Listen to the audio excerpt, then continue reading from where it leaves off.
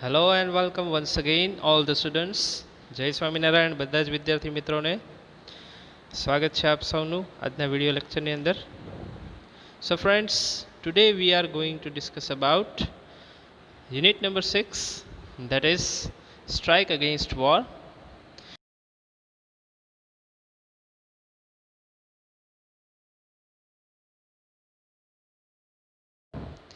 If you read that particular lesson, so you come to the idea that this is the story about or the speech of a well-known person that you have heard about it in 10th standard as well.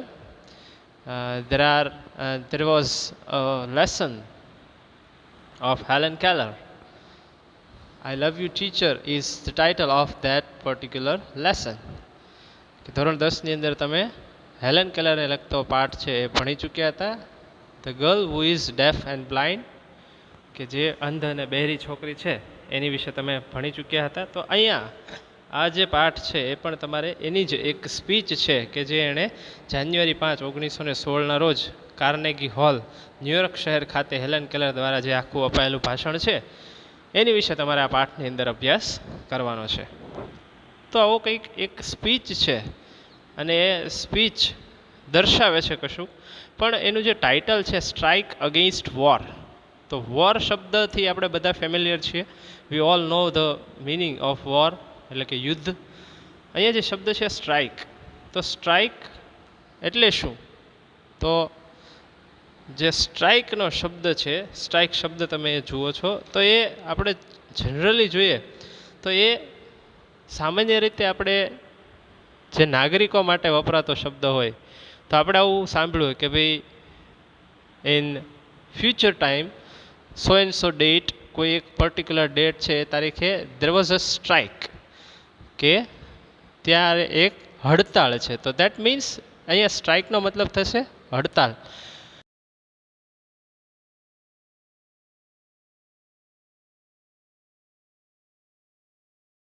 તો એનો અર્થ થશે પ્રહાર કરવો અથવા ની સામે લડત આપવી, બરાબર?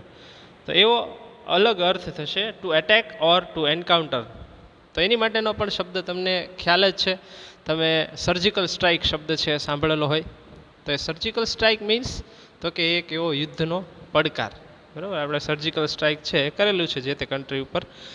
તો આ જે સર્જિકલ સ્ટ્રાઇક છે, એટલે સ્ટ્રાઇક શબ્દ છે એ અલગ જગ્યાએ વાપરવાથી એનો અર્થ છે એ અલગ રહેશે. એ બાબત ખાસ તમને જણાવવાની.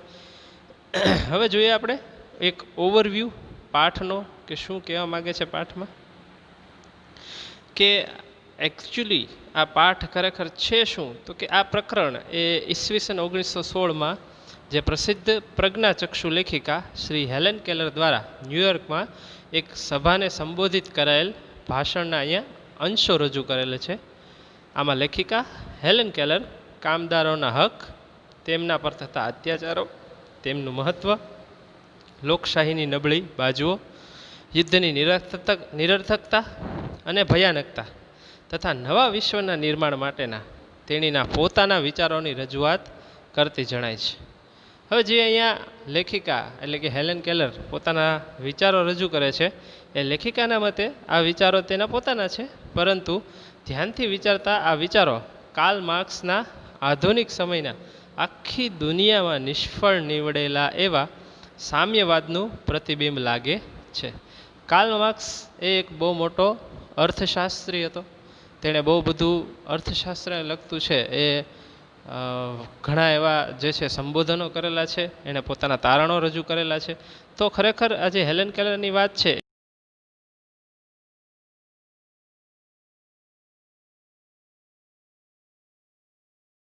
સામ્યવાદ વિશે જે એણે વાત કરેલી છે એનું જ કંઈક પ્રતિબિંબ લાગે છે. શરૂઆતમાં લેખિકા દ્વારા અમુક તંત્રીઓ પર તેણીના કરતાં ઓછા કાર્યક્ષમ હોવાનો કટાક્ષ કરાયો છે તથા તેણીની માંગ માત્ર એક ભેદભાવ મુક્ત વાતાવરણ અને કાર્યક્ષેત્રની ઈચ્છા હોવાનું જણાવેલ છે. ત્યારબાદ કામદારો પર સત્તાવાળાઓનું સંમોહન, કે જેના વશમાં આવીને કામદારો ઓછા વેતનની સામે હડતાળ પડતી મૂકીને હાથમાં હથિયાર ઉઠાવીને યુદ્ધભૂમિ તરફ ધસી જશે. અને પોતાના સાચા શત્રુ એવા માલિકો અને સત્તાવાળાઓ ખાતર નિરર્થક યુદ્ધમાં મરી ફીટે છે, એ બાબતે ચર્ચા કરી છે. કામદારોના મૂળભૂત માનવ અધિકારોનું અનાદિકાળથી ઉલ્લંઘન થતું આવ્યું છે. ભવ્યાતિભવ્ય સ્મારકો અને ઇમારતોનું નિર્માણ પોતાના લોહી અને પરસેવો સિંચીને કરનારા કામદારોને ભાગે તો તેમનું મહેનતનું સાચું ફળ અને વળતર તો આવ્યું જ નથી. જ્યારે તેઓ વિરોધ કરે ત્યારે અત્યાચારો સહન કરવા પડે છે. એટલું જ નહીં, યુદ્ધમાં દેશ માટે શહીદ પામ્યા છતાં તેમનો પરિવાર સુખ શાંતિથી જીવશે અને પોષશે તેવી કોઈ ગેરંટી નથી. કામદારો ખરેખર નિસ્વાર્થી છે, કેમ કે બીજા માટે જીવે અને મરે છે. કામદારો સિવાય કોઈ પણ કારખાના, પરિવહન કે યુદ્ધ ચાલી શકે એમ ન હોવા છતાં તેમની ઉપેક્ષા કરાય છે. આથી લેખિકા કામદારોના ઓછા વેતન, માનવાધિકારોનો ભંગ, અસ્વચ્છ આવાસો, જોખમી કાર્યો, શસ્ત્રોના ઉત્પાદન, નિરર્થક યુદ્ધ અને ભેદભાવી કાયદાઓ સામે હડતાલ ઉપર જવા કહે છે, કે જેથી સત્તાવાળાઓને કામદારો માટે પાયાની સુવિધાઓ અથવા તો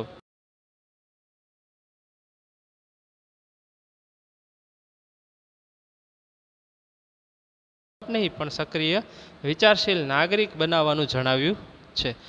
તો પર્ટિક્યુલરલી એક રીતે આપણે વિચાર કરીએ તો આ પાઠની અંદર હેલન કેલરે એવી કંઈક વાત કહી છે કે જે મજૂરોના હક, એમના જે અધિકારો છે, જે પીસાયેલો વર્ગ છે, બરાબર, અને કાર્લ માર્ક્સ છે, તો એમણે પોતે એક એવી વ્યવસ્થા છે ઊભી કરી હતી જેમાં ગરીબ વર્ગ, મધ્યમ વર્ગ અને ઉચ્ચ વર્ગ છે, બરાબર, કે જેની પાસે પૈસો છે, એવા વર્ગની વાત કરી છે. વર્ગ વિભાજન પણ એણે કરેલું છે. તો આવી કાર્લ માર્ક્સની વિચારસરણીને અનુસંધાને આ પાઠ છે એ બહુ સરસ રીતે અહીંયા વર્ણવાયેલો છે. તો જોઈએ આપણે પાઠ તરફ જઈએ. વી are going to the next slide.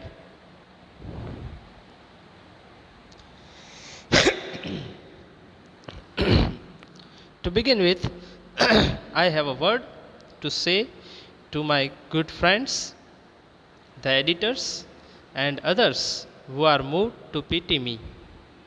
હવે આ એક પહેલી વાત કે આ પાઠ જે શરૂ થાય છે એની પહેલાં તમને કાઉન્સમાં માહિતી આપેલી છે કે ક્યાં આ સ્થિતિ અથવા તો ક્યાં આ સ્પીચ છે રજૂ કરવામાં આવેલી છે. તો જાન્યુઆરી 5, 1916ના રોજ કાર્નેગી હોલ, જે ન્યૂયોર્ક શહેરમાં આવેલું છે, ત્યાં એ ખાતે હેલન કેલર દ્વારા અપાયેલું આ ભાષણ છે એ અહીંયા આપણને પાઠમાં રજૂ કર્યું છે. તો એ આપણે શરૂ કરીએ.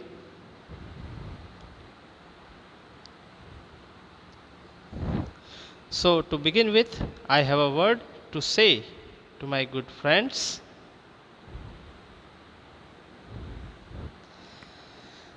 the editors and others who are moved to pity me. Some people are grieved because they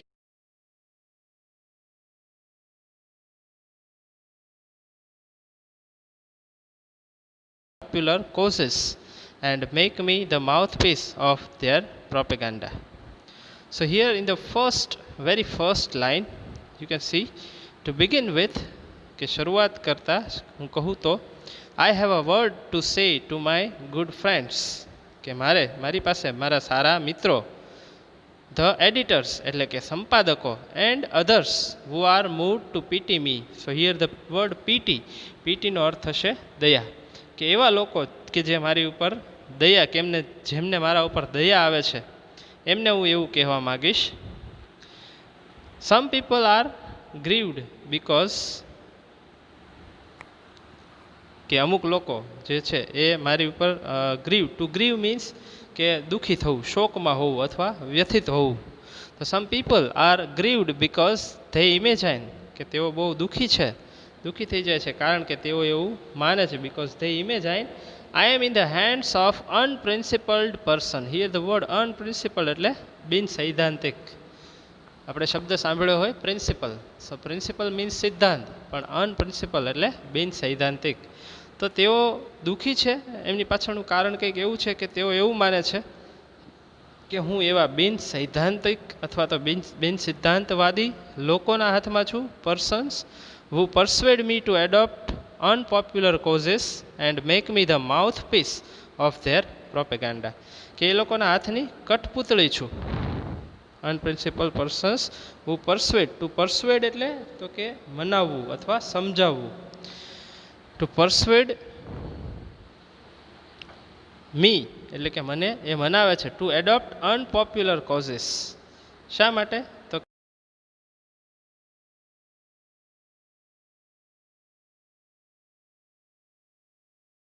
છે તો પ્રચાર એટલે તો કે પ્રોપેગાન્ડા. અને માઉથપીસ એટલે કે એક પ્રકારનું એવું પાત્ર કે to make me the mouthpiece of their propaganda, એટલે કે તેઓ એવું માને છે કે તેમના પ્રચારનું મને તેઓ પાત્ર બનાવે છે, મને સમજાવીને ટૂંકમાં. તો આખી જે લાઈન છે કે ભાઈ some people are grieved because they imagine I am in the hands of unprincipled persons who persuade me to adopt unpopular causes and make me the mouthpiece of their propaganda. It means કે અમુક લોકો દુઃખી થઈ જાય છે કારણ કે તેઓ એવું માને છે કે હું બિન સિદ્ધાંતવાદી લોકોના હાથની કઠપૂતળી છું, જેઓ મને ન ગમતા કારણો સ્વીકારવા માટે સમજાવે છે અને મને તેમના પ્રચારનું પાત્ર બનાવે છે. આગળ જોઈએ. Now let it be understood once and for all that I do not want their pity. તો હવે એમ કહે છે કે હવે હું આ એક વાત પહેલી અને છેલ્લી વાર સ્પષ્ટ કરી દેવા માગું છું કે નાવ let it be understood once and for all, કે પહેલી ને છેલ્લી વાર હું આ વાત બધાને સ્પષ્ટ કરી દેવા માગું છું દેટ કે I do not want their pity, કે મારે તેમની કોઈની દયા જોઈતી નથી. મારે કોઈની જે છે એ એવી દયા દૃષ્ટિ, રહેમ દૃષ્ટિ છે એ જોઈતી નથી. I know, I would not change places with one of them. શું કામ નથી જોઈતું? કારણ કે હું તેમનામાંથી કોઈ એક સાથેની મારી જગ્યા છે એ બદલવા માગતી નથી. આવું કહેવાનો મતલબ શું છે કે ભાઈ હું ભલે અંધ છું, બહેરી છું, તેમ છતાં હું મારું કાર્ય મારી રીતે કરી શકું છું. મારે શું કરવું જોઈએ અથવા તો હું શું કરી શકું છું એ મને ખ્યાલ છે.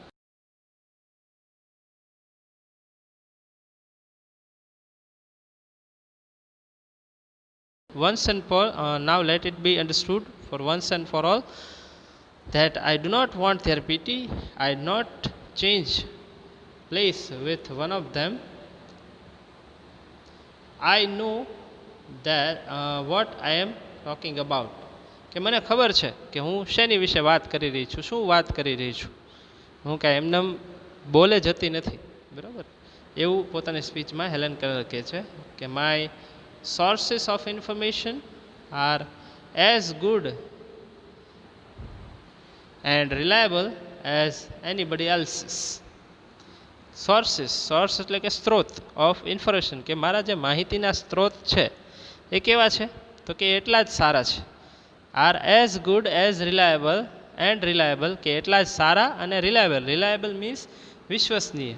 એ એટલા જ સારા અને વિશ્વસનીય છે એઝ એનીબડી એલ્સિસ, કે જેટલા બીજા અન્ય કોઈ પણ પ્રબુદ્ધ વ્યક્તિના હોય એટલા જ મારા જે માહિતીના સ્ત્રોતો છે એ સારા છે અને વિશ્વસનીય છે. I have papers and magazines from England, France, Germany and Austria that can I read myself. Not all the editors I have met can do that. અને એનું જે પોતાની વાત છે કે ભાઈ મારા જે માહિતીના સ્ત્રોતો છે એટલા સારા અને વિશ્વસનીય છે, એની સાચી પૂરે અથવા તો એનું દૃષ્ટાંત આપે એવી એક વાત એણે કહી છે અહીંયા. શું કહે છે કે I have papers and magazines from England, France, Germany and Austria, કે મારી પાસે ઇંગ્લેન્ડ, ફ્રાન્સ, જર્મની અને ઓસ્ટ્રેલિયાના દસ્તાવેજો અને મેગેઝિન છે.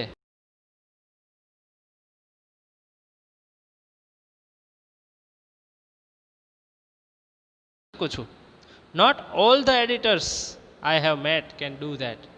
અને હું જેટલા સંપાદકોને મળી છું, બરાબર, એ કંઈ આવું કરી શકતા નથી. એટલે કે તેઓ આ બધી જે મેગેઝિન્સના અથવા તો જે દસ્તાવેજો છે એ પોતે જાતે વાંચી શકતા નથી. They are not able to do that.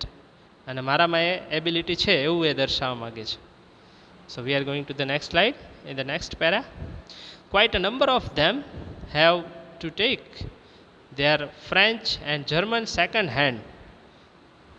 અને આગળ એ વાતને વધારતા કહે છે એ કે ક્વાઇટ અ નંબર ઓફ ધેમ, અને એમાંના જે ઘણા અમુક સંપાદકો તો શું કરે છે તો કે have to take their French and German second hand. Here the word second hand એનો મતલબ થશે દુભાષ્યો, બરાબર, કે જે વ્યક્તિ કે એને અન્ય ભાષામાં કોઈ ભાષા ન આવડતી હોય તો એને ટ્રાન્સલેટ કરી દે તો એને દુભાષ્યો છે એ કહી શકાય, બરાબર.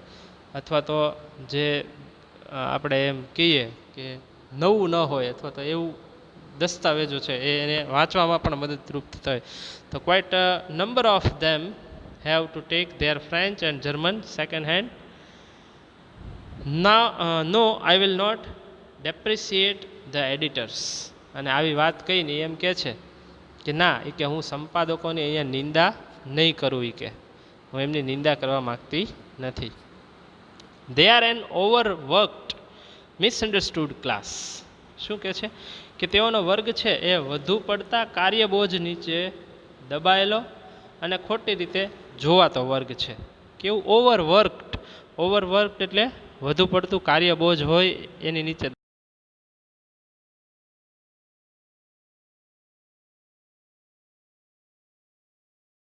જગ્યા છે, અથવા તો એ રીતના આપણે ઘણા બધા એવા વર્ગો છે કે જેને આપણે આપણા દૃષ્ટિકોણથી જોતા હોઈએ છીએ. એટલે હેલેન કેલર અહીંયા કહે છે કે ધીસ એડિટર્સ ક્લાસ ઇઝ કેવો છે, એને વર્ગ કયો છે તો કે ઓવરવર્કડ એન્ડ મિસઅન્ડરસ્ટુડ ક્લાસ, બરાબર, કે એ બહુ કાર્યબોજ નીચે દબાયેલો અને ખોટી રીતે સમજાયેલો એવો વર્ગ અથવા ખોટી રીતે જોવાતો વર્ગ છે. Let them remember, though, that if I cannot see the fire at the end of their cigarettes, neither can they thread a needle in the dark.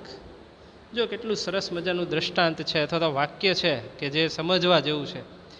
એ કટાક્ષમાં બહુ બધું કહી જાય છે હેલન કેલર કે લેટ ધેમ રિમેમ્બર, કે એ મને એ બધાને યાદ કરાવવા દો, એ કે આ વાતની યાદ કરાવવા દો.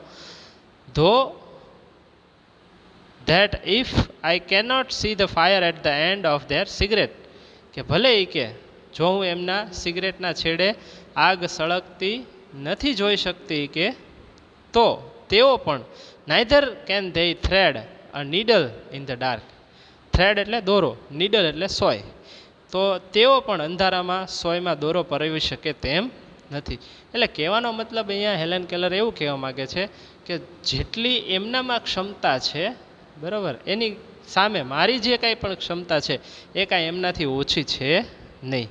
એટલે બહુ સરસ મજાનું વાક્ય કહે છે કે let them remember though that if I cannot see the fire at the end of their cigarettes neither can they thread a needle in the dark. કે ભલે હું તેમના, કારણ કે હેલેન કેલર અંધ છે, આપણને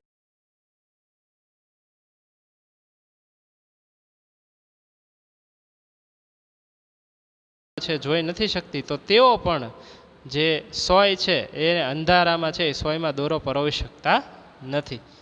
આવું જે કંઈક એને કહે છે. ઓલ આઈ આસ્ક જેન્ટલમેન, કે સજ્જનો હું માત્ર એટલું જ કહેવા માગું છું, is gentleman is a fair field and no favour, કે હું માત્ર એક ન્યાયી વલણ માગું છું, એ કે બીજું કંઈ કશું જ માગતી નથી. All is a fair field and no favour, કે મારે એક ન્યાયી વલણ છે એ મારે જોઈએ છે, બીજું કશું જોઈતું નથી. I have entered the fight against preparedness and against the economic system under which we live. તો એ શું કહે છે કે હું એ લડાઈમાં પ્રવેશી ચૂકી છું. આઈ have entered the fight against preparedness and against the economic system, કે એની લડાઈ છે એ કોની સામે છે તો કે એક અર્થતંત્ર છે, જે આર્થિક તંત્ર છે એની, કે જેની અંદર આપણે જીવી રહ્યા છીએ. અંડર વિચ વી લીવ, કે જે અર્થતંત્રની અંદર આપણે જીવી રહ્યા છીએ એની સામે મારી તૈયારીઓ છે લડવાની, એ હું દર્શાવું છું. It is to be a fight to the finish and I ask no quarter.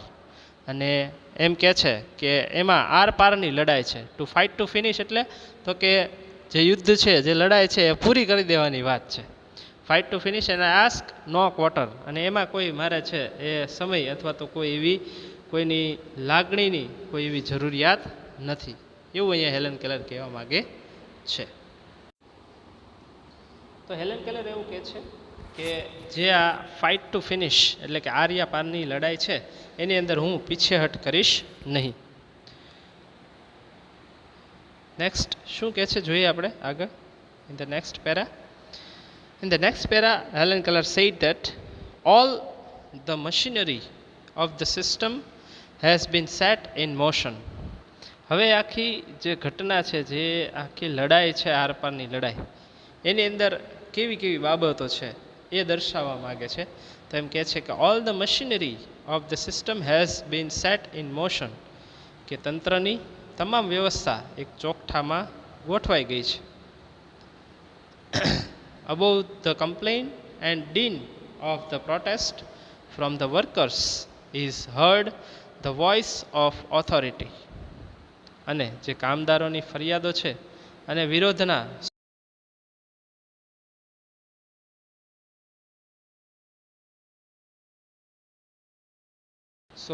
અહીંયા જે તમે શબ્દ જોઈ શકો છો ડીન, તો એનો શબ્દ થશે ઘોંઘાટ અથવા તો અવાજનો વિક્ષેપ. તો above the complaints and dean of the protest એટલે કે જે એમનો ઘોંઘાટ છે, જે અવાજ છે શેનો, તો કે ટોપ પ્રોટેસ્ટ એટલે કે તેમની બચત માટેનો, તેમની જે યોગ્યતા છે એ પુરવાર કરવા માટેનો જે વર્કરો છે એમની. તો એમ કહે છે કે એ બધા કામદારોની એ ફરિયાદો અને એમના વિરોધનો જે અવાજ છે, બરાબર, તો એ બધો અવાજ from the workers is heard the voice of authority, એ સત્તાનો બુલંદ અવાજ સંભળાય છે. શું અવાજ સંભળાય છે? તો અહીંયા આપ્યું છે ઇન્વર્ટેડ કોમામાં કે ફ્રેન્ડ્સ ઇટ સેઇઝ, એ એવું કહે છે કે મિત્રો, fellow workmen, patriots, your country is in danger. એટલે અહીંયા વાક્ય દ્વારા છે એવું કહેવા માગે છે કે જે કામદારો છે જ્યારે કંઈ વિરોધ કરે છે ત્યારે એના ખરેખર ઓથોરિટીવાળા પર્સનો એમને શું કહે છે કે ફેલો વર્કમેન, પ્રિય કામદારો, પેટ્રિયટ્સ, પેટ્રિયટ એટલે દેશભક્ત, your country is in danger, કે તમારો દેશ સંકટમાં છે. There are foes on all sides of us. અને શું કહે છે કે અહીંયા દુશ્મનો છે. There are foes all sides of us એટલે આપણી બધી બાજુએ દુશ્મનો છે. હિયર ધ વર્ડ ફો, ફોનો મતલબ શું થશે? દુશ્મન. Foe on all sides of us, કે આપણી બધી જ બાજુએ દુશ્મનો રહેલા છે.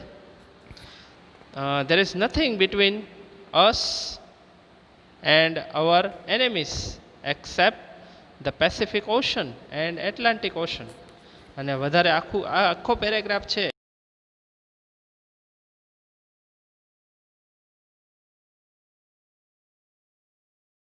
કામ કઢાવવા માટે એમને જે ફોસલાવવા માટે જે વાત કરે એની અહીંયા આખી વાત કરી છે કે there are foes on all sides of અસ. એવું કહે છે કે આપણી આજુબાજુ બધે જ ચારે બાજુ શત્રુઓ છે. There is nothing between us and hour enemies accept the Pacific ocean and Atlantic ocean, કે આપણી અને આપણા શત્રુઓની વચ્ચે પેસિફિક સમુદ્ર અને એટલાન્ટિક સમુદ્ર સિવાય કાંઈ જ નથી. Look at what has happen to Belgium. અને એક દ્રષ્ટાંત આપતા કહે છે કે બેલ્જિયમમાં શું થયું તે જુઓ એ કે તમે. Consider the fate of Serbia. અને સર્બિયાનું નસીબ ધ્યાનમાં રાખો. Will you murmur about low wages when your country, your very liberties are in danger. તો એવા બે દ્રષ્ટાંત આપીને એમ કહે છે કે જ્યારે તમારો પોતાનો દેશ, તમારી સ્વતંત્રતા, યોર લિબર્ટીઝ, લિબર્ટી એટલે સ્વતંત્રતા, યોર કન્ટ્રી એટલે કે તમારો દેશ જ્યારે સંકટમાં હોય, આર ઇન ડેન્જર એટલે જ્યારે સંકટમાં હોય ત્યારે શું તમે ઓછા મળતા વેતન માટે ચણભણ કરશો, એટલે કે એવી વાતો કરશો? Will you murmur. Murmur means કે ગણગણ કરવું અથવા એવું વાત કરું, ટુ વિસ્પર. કે will you murmur about low wages. Low wages એટલે ઓછું વેતન. કે શું તમે તમારા ઓછા વેતન વિશે ચર્ચા કરશો? વેન યોર કન્ટ્રી એટલે કે જ્યારે તમારો દેશ, યોર વેરી લિબર્ટી એટલે કે તમારી સ્વતંત્રતા, આર ઇન ડેન્જર એ કોઈ એવી સંકટમાં હોય, સંકટભરી પરિસ્થિતિમાં હોય ત્યારે તમે તમારા ઓછા વેતનની ફરિયાદો કરશો? What are the miseries you endure compared to the humiliation of having a victorious German army sail up the East River. અને પછી બીજું એક દૃષ્ટાંત આપતા એવું પણ કહે છે કે જ્યારે તમારો પોતાનો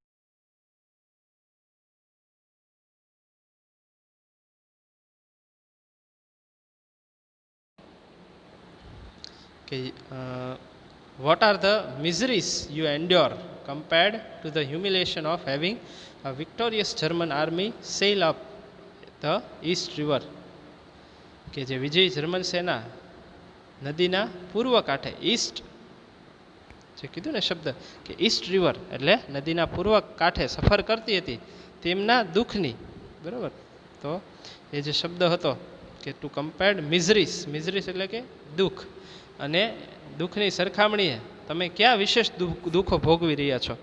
એ કે જે જર્મન સેનાએ જેટલા દુઃખ વેઠા એટલા તમારે વેઠવા પડતા નથી, એવું કંઈક એને સમજાવે છે. Quit your grumbling,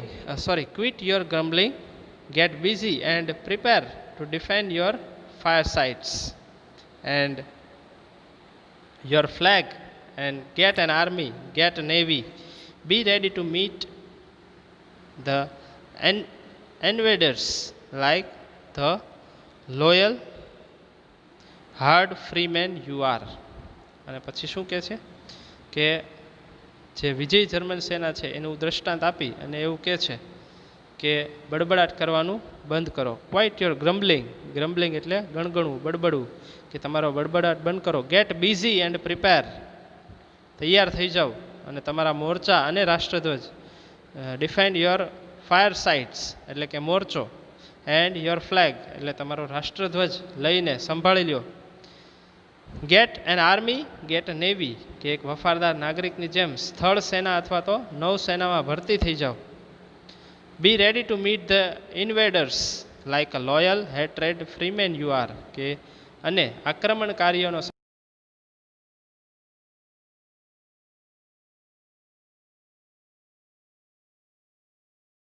વ્યક્તિઓ, ઓથોરાઇઝ પર્સન છે, ઓથોરિટી જે છે એ કામદારોને આ રીતે પોતાના જે હડતાલ જે તેઓ કરે છે પોતાના ઓછા વેતન માટેની, કારણ કે આપણને ખ્યાલ છે કે આપણો જે સમાજ છે એમાં જે પૈસાદાર વર્ગ છે એ વધુ પૈસાદાર થતો જાય છે અને ગરીબ વર્ગ છે વધુ ગરીબ થતો જાય છે. તો એની પાછળનું મુખ્ય કારણ છે કે જ્યારે પણ આ લોકો ગરીબ વર્ગ છે પોતાના વધારે વેતન વધારવાની વાત કરે છે તો એ સમયે એને કોઈને કોઈ કારણસર છે એ દબાવી દેવામાં આવે છે, એમને કોઈ અન્ય કાર્ય સોંપી અથવા તો એમની હડતાલોને છે એ કોઈ એવો નિષ્કર્ષ ઉપર લાવી અને મૂકી દેવામાં આવે છે કે જેનાથી તેઓ કોઈ કાર્ય આગળ સિદ્ધ કરી શકતા નથી.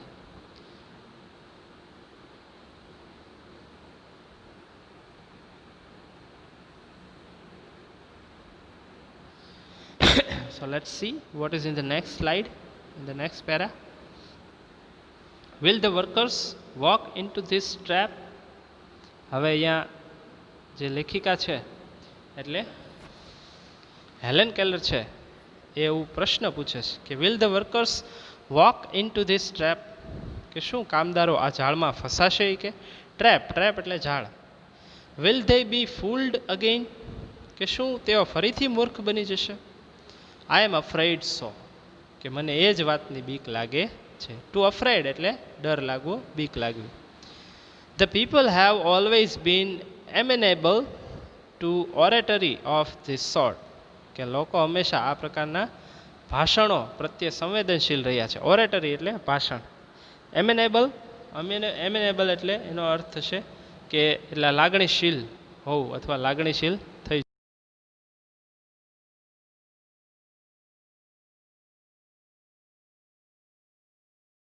આપણે પણ જોઈએ છીએ કે ભાઈ જ્યારે પણ ચૂંટણી કે એવું કંઈ ચૂંટણીનું જે પરિસ્થિતિ હોય, ચૂંટણી આવે છે ત્યારે જે બધા નેતાઓ છે એ એટલી મોટી મોટી વાતો કરશે, બરાબર. પછી વોટ મળી જાય પછી 5 વર્ષ સુધી આપણે એમને ગોતવા જવા પડે કે ક્યાં જતા રહ્યા.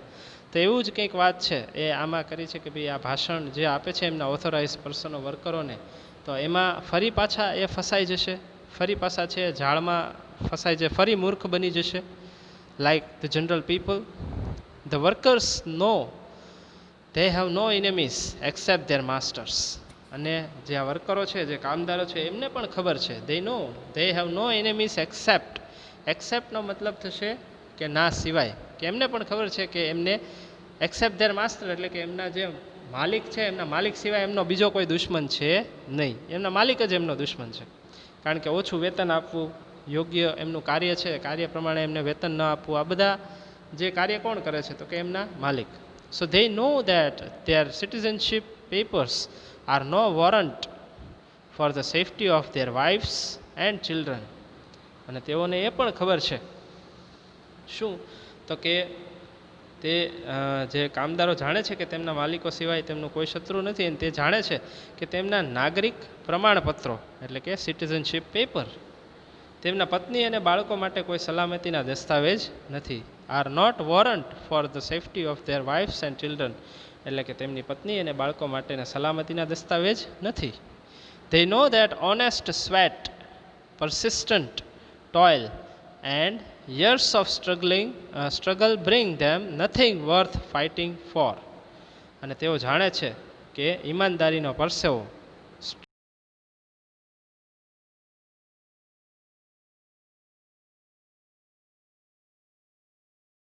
ટોયલ એટલે પરિશ્રમ, and years of struggle bring them nothing, અને વર્ષોનો સંઘર્ષ તેમને કશું જ આપતો નથી. Nothing for worth fighting for. Yet તેમ છતાં deep down in their foolish hearts they believe they a country. એ જે ન્યાયની અન્યાયી અને જૂજવા યોગ્ય છે છતાં તેમના મૂર્ખ મનના કોઈ ખૂણે તેઓ માને છે કે તેઓનું એક રાષ્ટ્ર છે. Deep down in their ફુલિશ heart. જો અહીંયા એક વિશેષણ આપ્યું છે હૃદયને, કેવું તો કે મૂર્ખ હૃદય, કે તેઓના મૂર્ખ મનમાં એમના હૃદયમાં છે એક ખૂણે તેઓ એવું માને છે કે તેઓનું એક રાષ્ટ્ર છે. They believe they a country of blind vanity of slaves. અને અહીંયા ઉદ્ગાર કરતા હેલન કેલર એવું કહે છે કે ઓહ આ અંધ ગુલામોનું મિથ્યાભિમાન. બ્લાઇન્ડ વેનિટી ઓફ સ્લેવ્સ એટલે અંધ ગુલામોનું મિથ્યાભિમાન. આવું કંઈક છે એ કહી ખરેખર હેલન કેલર છે એ આ વર્કરોને કટાક્ષ કરતા કહે છે કે તમે બધા ખરેખર જે તમારી માનસિકતા છે એને આંધળી રીતે એમાં દોટ મૂકી અને એમની પાછળ ફર્યા કરો છો. ઓકે વિદ્યાર્થી મિત્રો, અહીંયા સુધી રાખીએ. નેક્સ્ટ વિડીયો લેક્ચરની અંદર તમારે આખો પાઠ છે એ પહેલાં વાંચવો પડશે. વાંચીને જે આગળની બાબત આટલી સમજ્યા આપણે બાબતો એ સમજી અને પછી આપણે આગળ વધીશું. ઓકે, જય સ્વામિનારાયણ.